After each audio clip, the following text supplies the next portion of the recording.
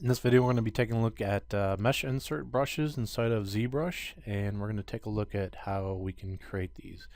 So if I just zoom into the model here and take a look at some of these more complex pieces, we looked at in an earlier video how to make custom brushes that we could actually just sculpt out right directly on the surface. These mesh insert brushes are actually separate pieces of geometry that are actually pieces of model that you can draw directly onto another model.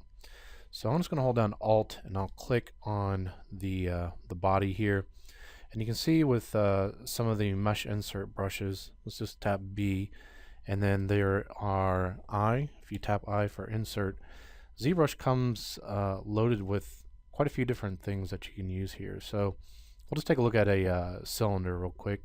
So let's click on that, and whenever you click and drag on the surface, it's going to look at your brush and align whatever you click and drag out with the surface here. Okay, so you can just click and drag out. If you push back down, it kind of scales the model in this way, like this. If you hold down Control, it'll snap it to whatever the size of your brush is. So let's say we need to pull out some cylinders and we want to do multiple cylinders and have them be exactly the same size. You just size your brush to the size that you want to pull out. You click and drag and then hold down Control, and then you can click and drag and hold out Control for the next one and keep going. And then that way you know that you're going to be dragging out insert brushes that are exactly the same size. So after you drag it out, you can see it makes this new copy and masks everything on the model. If we put it onto the transpose tool, it'll pick up the orientation of that surface. So if you wanted to drag that in and out along this line or that vector, you could just hold down Shift and click in this middle part, and you could embed it into the surface or pull it out like this. You could also scale the model by clicking here and holding down Shift. I have noticed that Shift doesn't work with symmetry on, so you'll have to tap X, turn symmetry off, and now you can see it's going to grow and shrink probably more like you would expect on this one side. We've looked at earlier videos how you would have to mirror one correct side over, and then you can just do the mirror and weld to get it all shirred up. If we do put it on the move, we put it on this one in the middle, and we can move it in and out like this. If we just want to stretch this out, we can click this one and hold down Shift, and you can see how it's going to kind of grow that piece. But again, the symmetry is not exactly working on this. So we'll have to tap X, and I'll click and drag out like this, and symmetry is working for this piece. I turned that off temporarily because I was doing the scale. So you can see how we've got this piece here. Now we could if we wanted to drag out a copy of this, we could just click on one of these axes here, any of them, and we could just hold down Control and click and move, and we could move a copy of that as well. So let me hit undo to get back on this. So this is that's drawing with a cylinder, and if we try some other mesh insert brushes, we'll tap B and then tap I for insert, and we've got cubes, we've got spheres, these different rings. If you look at some of these other ones, you can tell that they're multiple models within a set. So on these are a little bit different. So let's just go to like these with these screw heads and parts here. So when you tap on these, there's a whole kind of library of shapes to pull with. So if we just click and drag out, you can see we've got this bolt thing here going on. If you want to select different pieces in that set, you can tap M while that brush is loaded, and you can see it's going to give you this whole dialog of different things that you could start to use on here. So again, these work just like the other ones we just took a look at. If we make a brush size a certain size, we click and drag out and hold down Control, we can go ahead and make multiple copies of that and make sure it's the exact size that we're looking for. If I just get rid of my mask, it'll deselect that. Let me hit undo to get my mask back. So there is, we've looked at earlier videos with the polygroups, how you can split groups, but there is another type of split that you can use with these insert and mesh brushes that can help you out. If you go to the subtools section, open that up, and then go to split, you can see there should be a split unmasked points like this, or you can say split masked points, in either one. Since this is unmasked, if we say split unmasked points like this, it's going to make it into its own new subtool. So I can go ahead and put this on solo and just isolate viewing just that thing alone. So here it is, it's split off like that. And you know, at that point, I could take this model and I could add some subdivision levels to it, hit Control D, and you can see I get this nice and smooth here. Turn off smooth and take a look at this. So here's the difference between the original models on here and then this new version. If you want to get rid of it, just go ahead and hit delete on this subtool like this. And I'll go back to this model here and hit undo to get us back to the state that we were originally with the model. So these are some of the different brushes that ZBrush ships with, and you'll have to kind of test them out and see which ones might work for you. But if you want to build your own custom brushes, like you see here, these are all pieces that I made, and I made those either in ZBrush or I made them in Maya. And I'm going to show you kind of some of the steps to go through for that, how you could make your own mesh insert brushes. So we're going to hop on over to Maya real quick. So I'm going to load that up. And I've got some different models that I've made inside of Maya. So I built this version of this piece and these little kind of inserts that kind of go into the shape. And I'm going to export out different versions. So I've built this in a way that I could have some variations on this. So I've got different versions of this inner piece like this, and I can turn on like this middle piece for these things here. So I'm going to turn this off real quick. So I'm going to go and say show this, and I'm going to select everything that I've got, and I'm going to go ahead and export that out as an OBJ as my first version. So I'm going to go through here and say export selection, option box, then just go to OBJ and turn everything on except for materials, export that out, and I'll put it on the desktop. And since this is just going to be a temporary process for me, if I was really concerned about things, I would probably put it in a place that made some sense. So I'm just going to give this a name. I'm going to call this like version 01, and I'll keep exporting these out like this. So I'm going to just speed up the video and go through this process and export out all the different versions of this.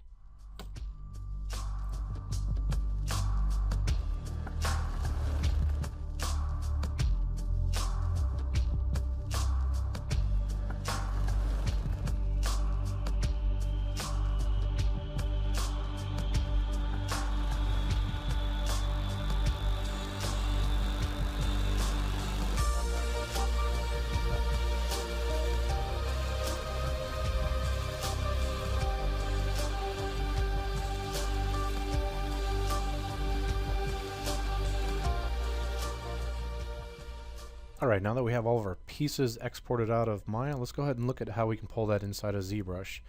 So we're going to go ahead and switch off whatever the current subtool that we have.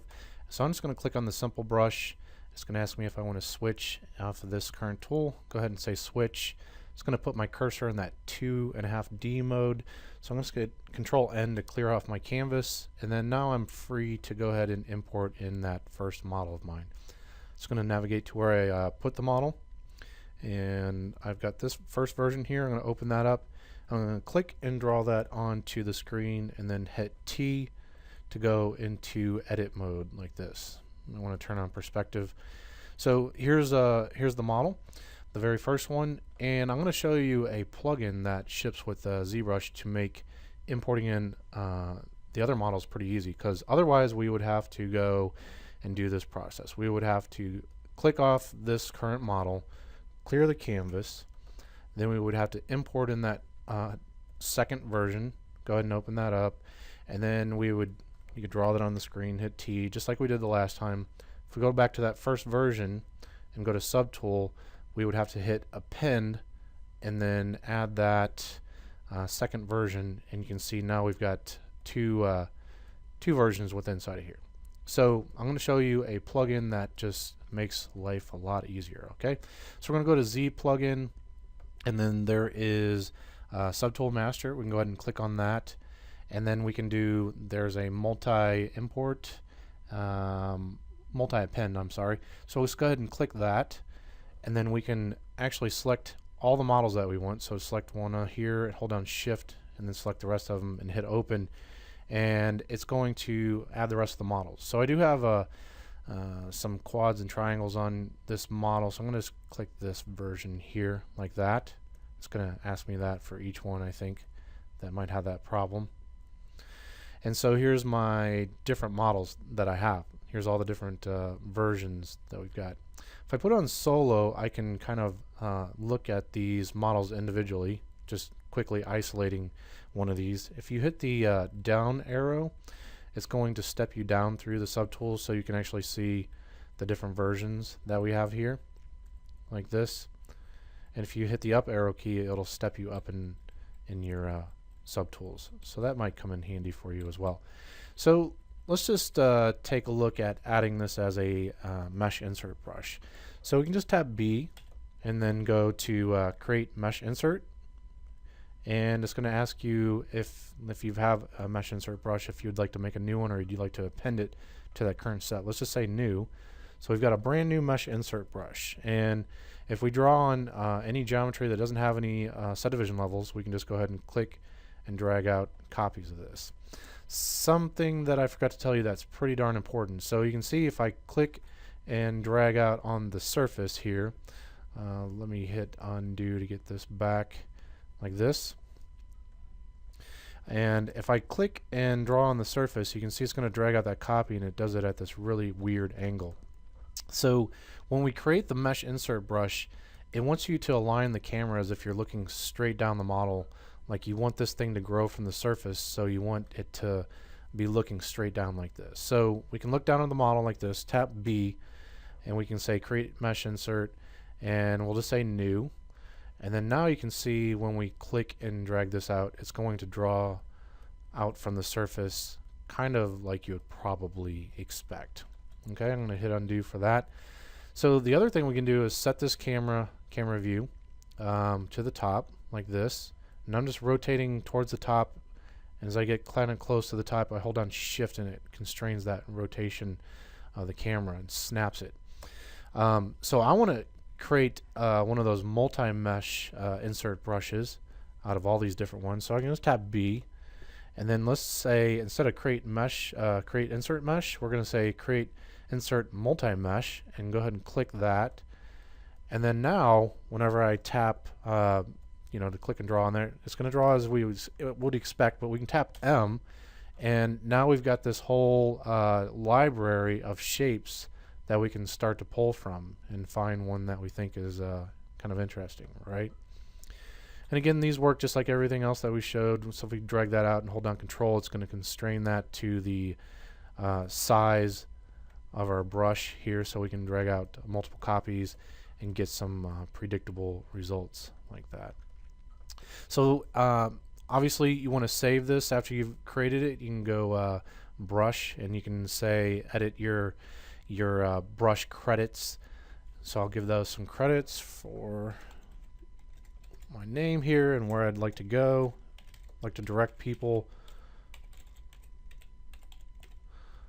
Hopefully I spelled everything okay. Hit OK for that, and then now just save this thing out into a location that will suit you. I am going to keep talking about how I like to put this where the ZBrush installs sit. I like to make my own custom folder called ZBrush Tools, and I've got everything kind of categorized, so it's really easy for me to find. And if there's a new version of ZBrush that comes down and get that installed, I don't have to worry about finding where all my custom brushes are and things like that, because I know where they'll be. So I'm just going to give this a name like this and save this out. And then now I've got all new brushes to start working with when I'm working on my other piece of my model. So I can just go back to like the body of this character, turn it off solo, and then maybe find some area that would work for one of these mesh inserts. So let's tap actually M, because I have this whole kind of library, and maybe find one of these shapes like this, and then try to kind of align it to the surface. It's going to hold down Control on that, and that's going to give it the size of my brush. A little bit large, so I'll just scale down my brush, and if I want to fit it right inside there, I might as well take my brush and kind of scale it down right to about here, and then drag out and hold down Control. So if you don't like the position on that, again, it masks the entire model, and we can just put it on the Move tool. I'll click one of these other axes instead of going straight down the middle there, and then I can just click and drag and kind of try to reposition that a little bit. And I'll push it back on this axis here and pull it forward just a little bit, and I'm just checking to see if maybe I need to rotate the model a little bit. I can put on rotate here, and I can rotate that angle down just a little bit like that, and check it from over here, maybe rotate down just a little bit more like that. So the other thing I notice is that it looks like my model is not very round in here. It's a little wobbly in the shape. So with that mask, we can just hit inverse. So we can hit Control I, and it's going to inverse the mask. So now this shape is masked, and we can just tap 4 for my hotkey for the Move brush. And I'm going to make my brush size a little bit larger, and then just tweak this surface just a little bit like this. So then I've got that new shape. Might need to pull this around just a little bit, get it to fit really nice with inside of there. Okay, so then when I'm ready, if I'm happy with that, I'll just hold down Control and click and drag to get rid of my mask, and here's my new piece that's been inserted into the model. So mesh inserts are a really powerful way for you to make custom models, and they'll hold that resolution every time you drag them out, and you can drag out copies. So you can see you could use this for like little bolts and things like that within inside of your model, but it's kind of up to you to get creative and figure out what you want to make. So the same process that we did for creating the mesh insert brushes works for anything you create inside of ZBrush. So you don't have to go to Maya or any other kind of program to make these mesh insert brushes. You could be working on your own custom model inside of ZBrush, and then anytime you want to turn that model, let's say like this sphere, you want to turn that into a mesh insert brush, you just tap B, and then you can go ahead and create this mesh insert brush by hitting this button and going through the process that we just looked at. So it's a very quick way and a very powerful way for you to build up a library of different shapes. So I've got it set up. I'm going to hit the comma key real quick and just show you. If I go to the brushes, I can navigate to where my brushes sit. So I'm going to go to this folder here, and I'll show you some of the insert brushes that I've made. So I've got a library of different shapes and different brushes that I've made, and it really comes in handy, you know, whenever you're trying to detail things out. You know, there's going to be quite a few different things you can start to choose from. The other thing I want to show you, see, these are the brushes that I know that I've made.